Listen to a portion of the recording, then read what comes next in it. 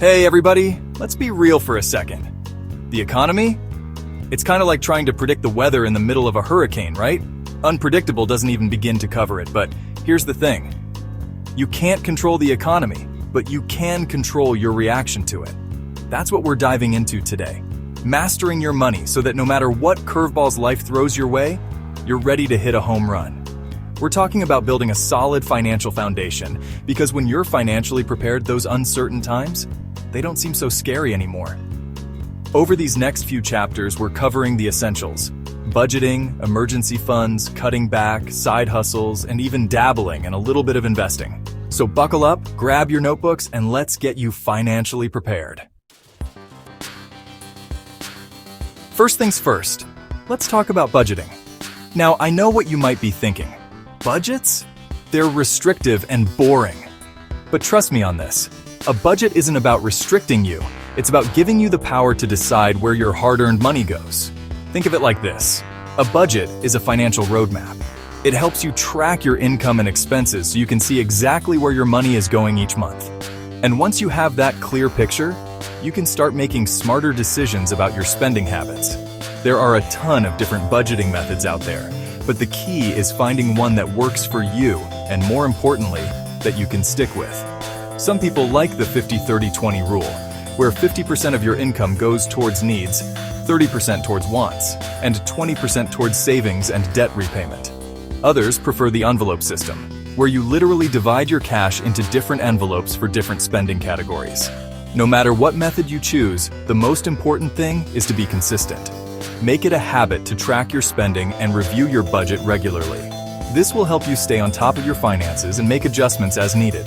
And hey, there are even some really cool budgeting apps out there that can help you automate the process and make it even easier. Remember, creating a budget is the first step towards taking control of your money. It allows you to prioritize your financial goals and make sure you're on track to achieve them. So don't be afraid to get started today. All right, let's talk about everyone's favorite topic, unexpected expenses. You know, those fun little surprises like car repairs, medical bills, or your phone deciding to take a swan dive into the toilet. Yeah, those. Life happens, and when it does, it's always a good idea to have a financial cushion to fall back on. That's where an emergency fund comes in. This is money you set aside specifically for those unexpected events so you don't have to go into debt or stress out when they inevitably pop up. So how much should you have in your emergency fund? A good rule of thumb is to have 3 to 6 months worth of living expenses saved up. I know that might seem like a lot, especially when you're first starting out. But here's the thing, you don't have to build it overnight. Start by setting aside a small amount each month, even if it's just $50 or $100. As you get used to living on a little bit less, you can gradually increase that amount. Trust me. Having that emergency fund in place will give you peace of mind, knowing that you're prepared for whatever life throws your way. It's like having a financial security blanket. And who doesn't love a good security blanket? Now let's talk about everyone's least favorite topic, cutting back on expenses. I know nobody likes to feel like they're depriving themselves, but hear me out on this one. When it comes to your finances, small changes can make a big difference. And often, the easiest way to free up some extra cash is to take a close look at your spending habits and see where you can cut back on unnecessary expenses. We're not talking about becoming a hermit and living off the grid here. It's about being mindful of your spending and making conscious choices about where your money is going. For example, do you really need that daily latte? Or could you brew your own coffee at home and save a few bucks? Do you need all those streaming subscriptions? Or could you cut back to 1 or 2 and use the money you save to put towards your other financial goals? Remember, it's not about depriving yourself, it's about making smart choices with your money. By identifying and eliminating unnecessary expenses, you'll free up more cash flow to put towards the things that truly matter to you. All right, let's talk about diversifying your income streams. Relying on a single source of income is like putting all your eggs in one basket. If something happens to that one source, you're in trouble. That's why it's crucial to have multiple streams of income coming in. This could be anything from starting a side hustle to investing in real estate or even just picking up a part-time job. Now I get it. Juggling multiple jobs or side hustles can seem daunting, but it doesn't have to be overwhelming. Start small and focus on finding something you enjoy doing. Maybe you're good at writing and can take on some freelance work. Or maybe you're crafty and can sell your creations online. The possibilities are endless. The key is to find something that aligns with your skills and interests and that you can do consistently. Remember, building multiple streams of income takes time and effort, but the financial security it provides is well worth it.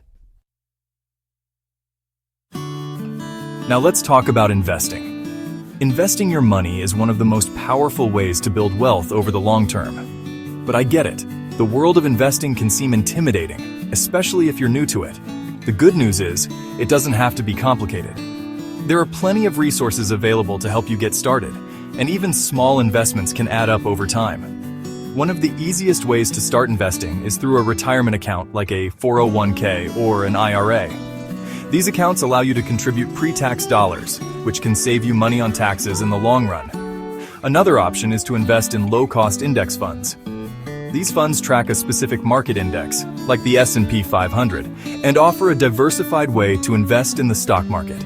Now, I'm not a financial advisor, so this isn't financial advice, but if you're serious about investing, it's always a good idea to consult with a professional.